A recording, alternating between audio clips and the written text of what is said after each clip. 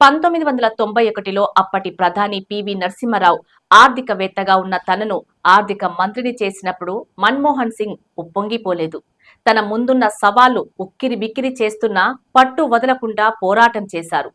భారత్ను పేదరికం నుండి ఎలా బయట పడేయాలి, ఆర్థిక వ్యవస్థను ఎలా బలోపేతం చేయాలి, ఉన్న వనరుల్ని వాడుకుంటూనే స్వయం సమృద్ధి ఎలా సాధించాలన్న అంశాల చుట్టూనే ఆయన మనసు తిరిగింది. పివి హయంలో ఆర్థిక మంత్రిగా 5 ఏళ్లే ఉన్నా ఆ తరువాత తరాలకు సరిపడా సంస్కరణలు అప్పట్లోనే తీసుకొచ్చిన మేధావి మన్మోహన్.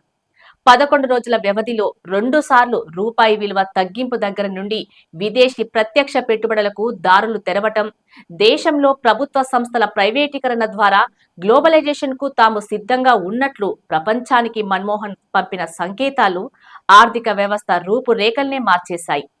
ఆర్థిక సరళీకరణ విధానాలతో ప్రపంచ చిత్రపటంలో భారత్ను నిలబడేలా చేసిన మన్మోహన్ 2004లో ప్రధాని అయ్యాక 10 ఏళ్ల పాటు ఆర్థిక సంస్కరణలను మరింత వేగంగా చేపట్టి ఆర్థిక వృద్ధి సాధించేలా చేశారు.